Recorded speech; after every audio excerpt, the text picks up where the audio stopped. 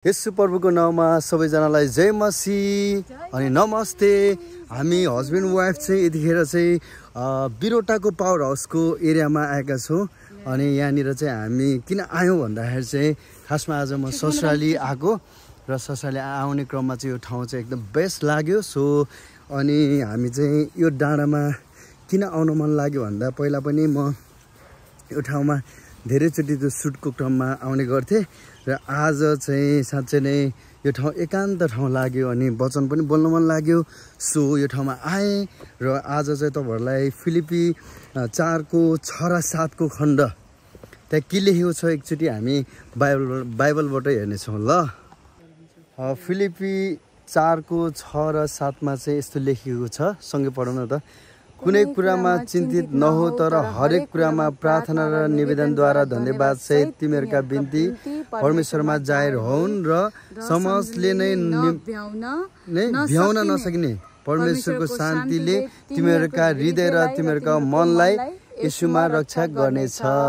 आमेन। अनि हामी चाहिँ कतिचोटि चाहिँ हामी एकदमै चिन्ता गर्छौँ आफ्नो शरीरलाई लिएर, होइन, आफ्नो अवस्थाहरूलाई लिएर, अनि त्यसपछि परिवारलाई लिएर, साथीभाइहरूलाई लिएर, समाजलाई लिएर, देशलाई लिएर हरेक कुराहरूको चिन्ता हुन्छ, फिक्री हुन्छ। तर पनि यहाँनिर भएको जुन फिलिपीको 4को 6 मा भनेको छ कि कुनै पनि कुरामा चाहिँ चिन्तित नहो, कुनै पनि कुरामा क्या तपाईँलाई दुःख पर्दैछ भने पनि त्यो दुःखमा चाहिँ तपाईँ चिन्ता नलिनु होला।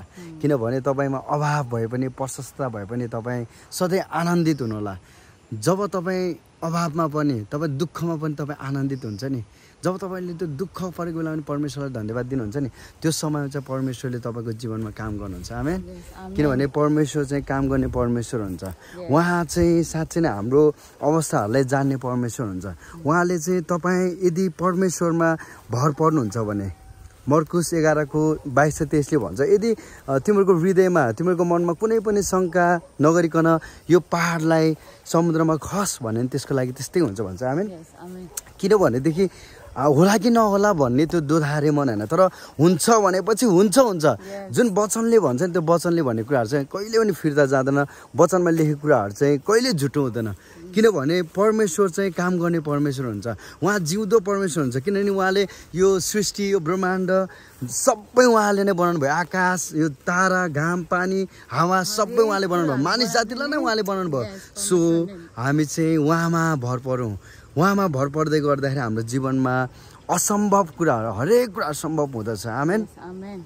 अनि फिलिपी 4को 13 मा भन्दछ, उहाँमा म सब काम गर्न सक्छु।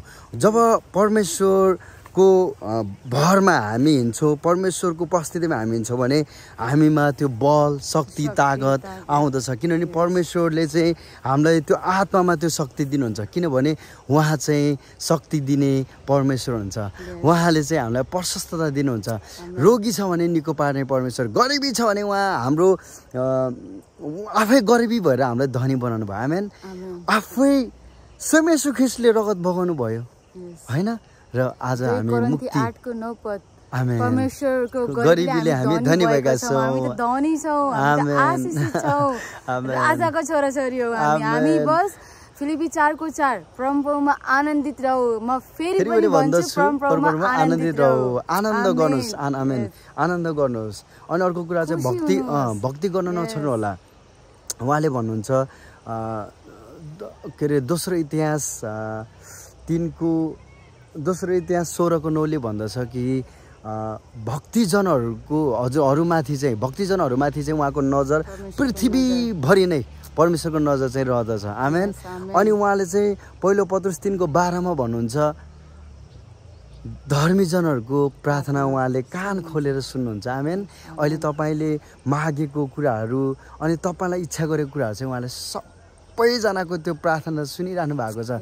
पवित्रतामा जिउनुहोस्। अनि जहिले पनि कुनै पनि कुराहरू चाहिँ दोधारो भएन कि हुन्छ भनेपछि हुन्छ भन्ने साल चाहिँ जिउनुहोस्। आनन्द रहनुहोस्। आफ्नो हृदयबाट उहाँको आराधना गर्नुहोस्, खुसी रहनुहोस्। उहाँले गरेको जुन कामहरू त्यसको प्रशंसा गर्नुहोस्। किनभने प्रशंसाको योग्य एकमात्र हाम्रो प्रभु हुनुहुन्छ। हाम्रो राजा, हाम्रो मालिक, हाम्रो बुवा, हाम्रो बाबा। अधिकारले मागौँ कि अधिकार चलाऊ छोराछोरीको। यस ल यति भन्दै तपाईहरु सबैजनालाई सबैको जीवन एकदमै ब्लेसिङ होस् है एकदम आनन्दित होस् सुख होस् राम्रो होस् हरेक परिवार एकतामा मेलमिलापमा राम्रो भएको होस् है सबैजनालाई थ्यांक यू सो मच हाम्रो च्यानललाई हेर्दै गर्नु होला भन्दै सबैजनालाई गॉड ब्लेस यू अल जय मसी अनि नमस्ते बाइ बाइ